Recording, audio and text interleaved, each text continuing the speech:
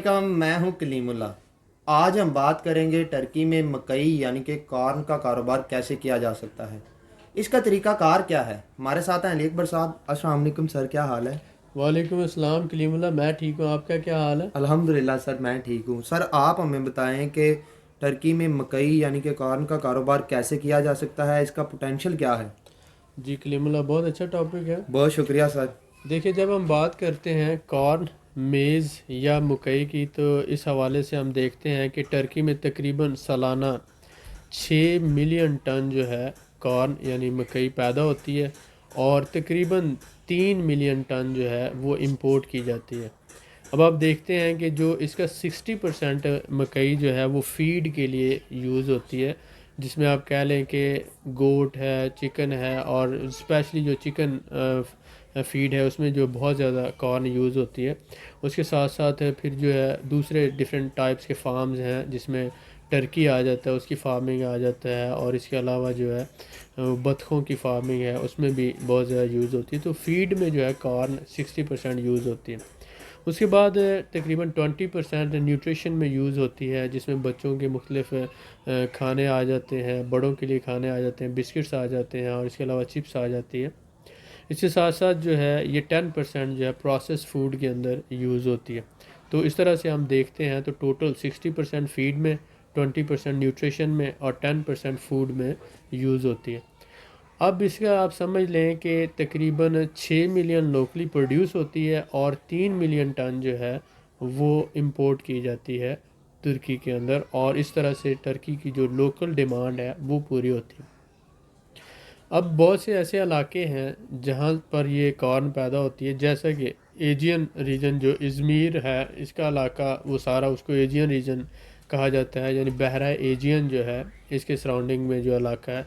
उसके अलावा ब्लैक सी रीजन है, उसके अलावा सेंट्रल एनाटोलियन रीजन है, यानी आनकारा और उसके सराउंडिंग इलाके को सेंट्रल एनाटोलियन रीजन कहा जाता है। साउथ एनाटोलिया जो है, ये जो बॉर्डर है ईरान के साथ और शाम के साथ, इसको साउथ एनाटोलियन कहा जाता है। और इसी तरह मेडिटेरियन रीजन जो है, ये नीचे साइप्रस की तरफ, और ऊपर ब्लैक सी रीजन, ये चारों रीजन में जो है, ये टर्की के चारों रीजन के अंदर ही मकई पैदा होती है, और काफ़ी बड़े पैमाने पर जो है इसकी काश्त की जाती है। तो इस हवाले से हम देखते हैं कि अगर आप चिकन फीड का काम करते हैं या फीड का बिज़नेस करते हैं, या फिर जो है आप कोई किसी किस्म की ट्रेडिंग करते हैं जिसमें एग्री प्रोडक्ट्स आ जाते हैं, तो आपके लिए ये जो वीडियो है बहुत ज़्यादा यूज़फुल होने जा रही है। इसमें हम बहुत सी इन्फॉर्मेशन देंगे कि मेजर इंपोर्टर कौन से हैं, मेजर एक्सपोर्टर कौन से हैं, और साथ ही साथ टर्की में इसका क्या स्कोप है। आपको पता होगा कि जो कॉर्न ऑयल है ये खाने में भी यूज़ होता है, फूड में। तो इसी तरह से जो है, जैसा कि सनफ्लावर ऑयल होता है, इसी तरह से कॉर्न ऑयल जो है ये भी जो है खाने में यूज़ होता है। तो कॉर्न ऑयल और कॉर्न ऑयल जो कुकिंग में यूज़ होता है, सनफ्लावर ऑयल भी कुकिंग में यूज़ होता है, और पाकिस्तान में भी बनास्पति घी के अंदर जो है कॉर्न ऑयल बहुत ज़्यादा तादाद में, क्वांटिटी में मिक्स किया जाता है। बहुत से लोगों को हो सकता है ना पता हो, लेकिन ये है। उसके साथ साथ आप कह सकते हैं जो रुई के अंदर से निकलता है दाना, उसका ऑयल, और उसके जिसको कॉटन सीड ऑयल कहा जाता है, कॉटन सीड ऑयल और कॉर्न ऑयल ये मिक्स होता है बनास्पति घी में, और पाकिस्तान में, पूरे पाकिस्तान में ये खाया जाता है। इसी तरह से जो है टर्की के अंदर भी जो है वो कॉर्न ऑयल फूड में भी इस्तेमाल होता है।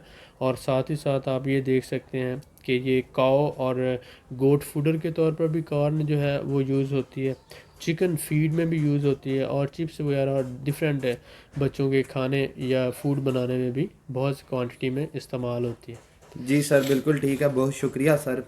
सर मैं आपसे जानना चाहूँगा कि टर्की के किन इलाकों में मकई पैदा होती है।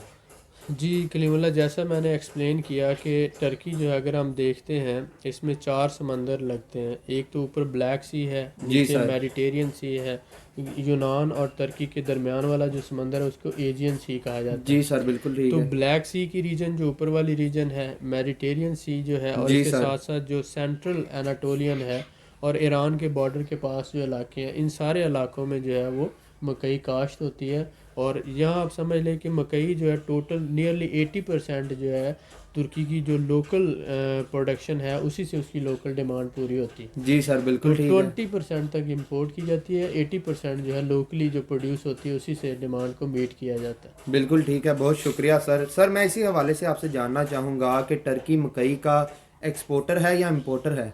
जी, इसमें आप ये देख लें कि जैसे पाकिस्तान जो एक ज़री मुल्क होने के नाते वो 6 लाख टन गंदम एक्सपोर्ट कर देता है जी और सर, बाद में 3 लाख टन इंपोर्ट करता है। इम्पोर्ट करता है। तो उसको आप इंपोर्टर भी कह सकते हैं, एक्सपोर्टर भी कह सकते हैं। इसीलिए इसकी लोकल डिमांड से ज़्यादा जब पैदा हो जाती है मकई जी तो सर। एक्सपोर्ट करता है, लेकिन ये मकई से बने हुए प्रोडक्ट्स एक्सपोर्ट करता है। जी और सर, जब कम हो जाती है तो इंपोर्ट करता है, तो इसमें 20% का जो है गैप वो रहता है।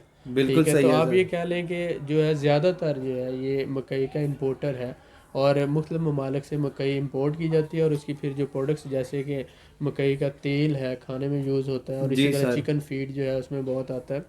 जो पोल्ट्री फार्मिंग का बिज़नेस करते हैं वो समझते हैं कि मकई जो है वो फूड के अंदर या फीड के अंदर इस्तेमाल होती है और बहुत अच्छी मिकदार में इस्तेमाल होती है और उसके बगैर फीड बनता ही नहीं। तो इसलिए जो है वो मकई की बहुत ज़्यादा इम्पोर्टेंस। जी सर, बिल्कुल ठीक है, बहुत शुक्रिया सर। जैसा कि अभी आपने मकई के इस्तेमालात के बारे में बताया, तो मैं जानना चाहूँगा कि मज़ीद इसके और कौन कौन से इस्तेमालात हैं? जी, अगर हम कैटेगराइज करते हैं तो 4 से 5 आप स्पेशल उसको कह लें, जिसको मैं दोबारा रिपीट कर देता हूँ कि 60% जो है वो फीड में यूज़ होता है, जी सर, बिल्कुल ट्वेंटी ठीक है। परसेंट न्यूट्रिशन में यूज़ होता है। उसके अलावा फूड के हवाले से अगर हम बात करते हैं तो ये आ जाता है कुकिंग ऑयल जो है उसमें मकई का तेल इस्तेमाल होता है बहुत ज़्यादा। जी सर, यानी कि मकई के तेल को एज ए कुकिंग ऑयल भी यूज़ किया जाता है रशिया में, आज़रबाईजान और तुर्की में। बिल्कुल सही। और पाकिस्तान में भी मकई का तेल जो है इसको मिक्स किया जाता है बनास्पति घी बनाने के लिए और जी साथ सर, साथ कॉटन सीड ऑयल जो है वो भी मिक्स किया जाता है। बिल्कुल ठीक हो गया सर। बच्चों का खाना बनाने में मकई का बहुत ज़्यादा इस्तेमाल होता है जी सर। क्योंकि ये बहुत ज़्यादा हेल्दी होती है और इसके साथ साथ जो चिप्स वगैरह भी और जो डिफरेंट प्रोडक्ट्स हैं वो भी बनाए जाते हैं मकई से। जी सर, बिल्कुल ठीक है, बहुत शुक्रिया। वेलकम। सर मैं आपसे जानना चाहूँगा कि दुनिया में मकई के बड़े एक्सपोर्टर ममालिक कौन से हैं? जी कलीमुल्ला, आप ये देखें कि तकरीबन हमने जो टॉप के 6 से 7 ममालिक हैं उनकी लिस्ट बनाई है। नंबर 1 पे अर्जेंटीना आ जाता है जो मकई की बहुत बड़ी क्वांटिटी एक्सपोर्ट करता है। उसके साथ साथ ब्राज़ील है, उसके साथ फिर अमेरिका है, यूएसए, और उसके बाद यूक्रेन है, और उसके बाद फिर इंडिया और फिर पैराग्वे। ये टॉप 6 कंट्रीज़ हैं। मैं दोबारा रिपीट कर दूंगा, Argentina, Brazil, USA, Ukraine, India और उसके बाद फिर पैराग्वे आ जाता है। पाकिस्तान भी बहुत बड़ी तादाद में मकई एक्सपोर्ट करता है और उसके अलावा लोकली भी कंज्यूम करता है। जी सर, बिल्कुल ठीक है सर। जैसा कि आपने एक्सपोर्ट के हवाले से बताया, तो मैं आपसे इंपोर्ट के हवाले से भी जानना चाहूँगा कि दुनिया के बड़े ममालिक कौन से हैं जो मकई इंपोर्ट कर रहे हैं? जी, आप ये देखें कि चाइना और अमेरिका पूरी दुनिया का तकरीबन जो 55% मकई है प्रोड्यूस करते हैं, चाइना और अमेरिका। जी सर, बिल्कुल इसके सही है। अलावा अगर हम देखते हैं कि जापान है, मैक्सिको है और साउथ कोरिया है, स्पेन, ये बड़े इंपोर्टर कंट्रीज़ हैं जिनमें Japan, Mexico, south Korea, Spain है, वियतनाम है, नीदरलैंड है, उसके साथ ईरान, इटली और इसी तरह से हमारे पास आ जाता है जर्मनी और इजिप्ट। ये ममालिक बहुत ज़्यादा तादाद में इंपोर्ट करते हैं मकई और मकई से बनी डिफरेंट प्रोडक्ट्स का। जी सर, बिल्कुल ठीक है, बहुत शुक्रिया। वेलकम। सर मैं आपसे जानना चाहूँगा कि पाकिस्तानी तुर्की में मकई का कारोबार कैसे कर सकते हैं? जी कलीमुल्ला, देखें आप ये देखें कि बहुत से पाकिस्तानी भाई लेबर एक्टिविटी को तरजीह देते हैं, जी सर, ऐसा ही लेकिन है। मैं ये मशवरा दूंगा कि जब आप तुर्की में 1 साल, 2 साल या 4 साल से रह रहे हैं तो आप किसी एक लाइन को पकड़कर उस पर काम करें। आप जी सर। सपोज़ आप चिकन की दुकान डाल लें, या सिर्फ यहाँ पर आज़रबाईजान में भी और टर्की में भी ये ट्रेंड है कि आप सिर्फ चिकन मीट जो है वो दे रहे हैं या आप जो है बीफ दे रहे हैं, तो वो बहुत ज़्यादा आप जानवर लेते हैं या मुर्गी खाने से आप सप्लाई ले रहे हैं या उसकी फ्रेंचाइज लेकर काम कर सकते हैं। जी सर। इसी तरह मकई का ये बिज़नेस जो है इसमें होलसेल जिन इलाकों में मकई पैदा होती है, जैसे पाकिस्तान में ये होता है कि मकई के सीज़न में लोग जाकर मकई की ख़रीदारी करते हैं और उसको बाद स्टोर करके उसकी फिर बाद में सेलिंग करते हैं। बिल्कुल सर, ऐसा ही। तो इसी तरह से टर्की के अंदर भी मुख्तलिफ़ इलाक़ों के अंदर मकई पैदा होती है, वहाँ से बाइंग करके तो जो फीड कंपनीज हैं उनको सप्लाई की जा सकती है, जी सर, ऐसा ही। और इसी तरह दूसरी कंपनीज को भी सप्लाई की जा सकती है, जी सर, यानी कि बिल्कुल एक जगह से बाय करके दूसरी जगह सेल किया जा सकता है। ऐसा ही है सर। ठीक है, तो इसके इस पैमाने पे काम किया जा सकता है। तो इस हवाले से हम ये कहते हैं कि या फिर जो थोड़े से बड़े बिजनेसमैन हैं वो पाकिस्तान से इंपोर्ट करके होलसेल कर सकते हैं मकई की। जी सर, इसी बिल्कुल। तरह से जो है वो या तो कॉर्न ऑयल जो है उस पर काम हो सकता है। तो फीड की कंपनीज जो हैं, ऑयल कंपनीज जो हैं, इनको रॉ मटेरियल के तौर पे मकई चाहिए होती है। जी सर, बिल्कुल तो सही आप होगा। पाकिस्तान से भी इंपोर्ट करके इनको सप्लाई कर सकते हैं और लोकल बाय करके भी लोकल इनके बाय साथ करते काम हैं। किया जा सकता है। बिल्कुल सही है सर। जब तक जिस तरह से टर्की के लोग काम नहीं करते, जब तक आप उसी तरह से काम नहीं करेंगे, सपोज़ वो जाते हैं ज़िंदा जानवर लेकर आते हैं और इस्तांबुल में जो है उनको जो है सेल करते हैं, होलसेल करते हैं। उसके साथ साथ आप गोश्त आप देखते हैं वहाँ पर ज़िबा खाने हैं, वहाँ पर ज़िबा करके वो आगे सप्लाई की जाती है पूरे इस्तांबुल में। जी सर। इसी तरह से गंदम इंपोर्ट करके उसका आटा बनाकर आगे फिर जो है टर्की एक्सपोर्ट करता है, री एक्सपोर्ट करता है।